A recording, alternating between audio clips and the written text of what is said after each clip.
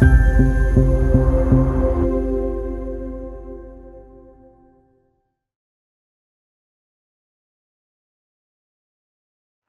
से खबर। राष्ट्रीय कृषि और ग्रामीण विकास बैंक के माध्यम से पंत संस्था एग्रीकल्चर में निवेश का बड़ा महत्व। किसानों को कर्ज दिया जाता है। जिले में 321 सोसाइटी हैं जिन्हें कंप्यूटरीकृत किया जा रहा है। इस क्षेत्र में हर तरफ हरियाली है। हमारे पूर्वजों ने पेड़ लगाए।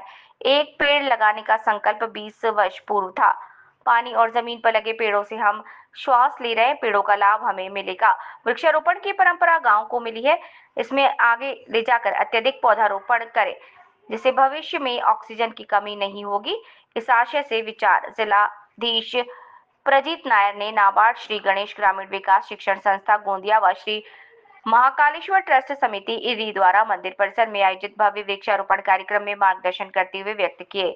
कार्यक्रम की अध्यक्षता नाबार्ड के जिला विकास प्रबंधक अविनाश लाड ने की, जबकि प्रमुख अतिथि के रूप में श्री गणेश ग्रामीण विकास शिक्षण संस्था के जिला सेंट्रल के ऑप बैंक प्रबंधक सुरेश चंद्र टेटे, समाज कल्याण विभाग के पूर्व commissioner Anil Deshmukh, range forest officer Anand Meshram, lead in district manager Narendra Mandavi, sarpanch Devanand Gadpayle, जिप सदस्य लक्ष्मी रवि तोड़ने, पूर्व उप सरपंच रवि तरोड़े, पर्यावरण विशेषज्ञ डॉक्टर सत्यप्रकाश मेहरा और अन्य लोग उपस्थित थे।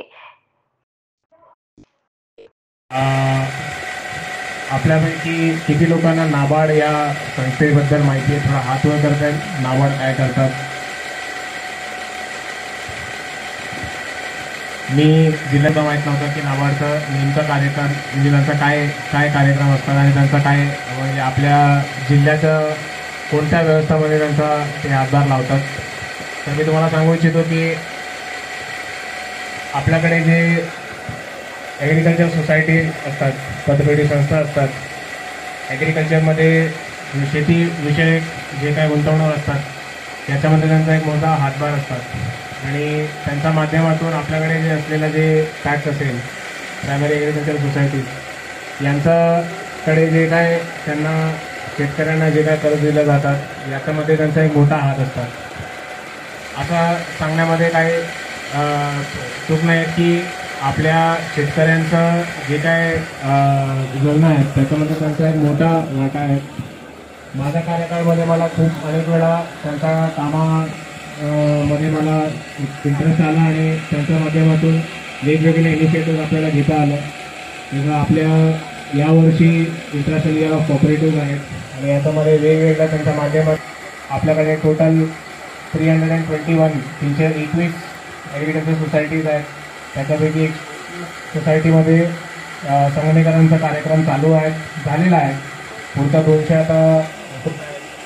तर या दिवशी मी त्यांचं आस्थापनामध्ये असलेल्या सर्व जे नाबार्डचे कर्मचारी आहेत त्यांना मी शुभेच्छा देऊ इच्छितो. तसेच आपण जिथे आता गावामध्ये बसलेले आहेत, जर आपण समोर आपल्या आजूबाजूला बघितलं तर पूर्ण जे मला एक पण मोकळं जागा दिसत नाही, कारण की सगळीकडे असं झाड दिसतात. तसं जर टेक्निकली सांगितलं तर असं या ठिकाणी वृक्षारोपण नाही घेतलं पाहिजे. पण आपल्याला जे झाडं जे लाभलेलं आहेत त्याचं एकच कारण आहे की आपले जे पूर्वज होते त्यांनी कधी ना कधी त्याचा एक कलम कधीतरी लावलेला असेल. एक म्हण आहे की इंग्लिशमध्ये म्हणतात की, मराठीमध्ये याचा अनुवाद करतो की सर्वात चांगला वेळ एक झाड लावायचं जे आहे ते 20 वर्षापूर्वी होतं आणि दुसरा चांगला वेळ आज आहे, जेणेकरून आपल्या भविष्यासाठी जे लोक असेल त्यांना त्याचा लाभ घेता येईल.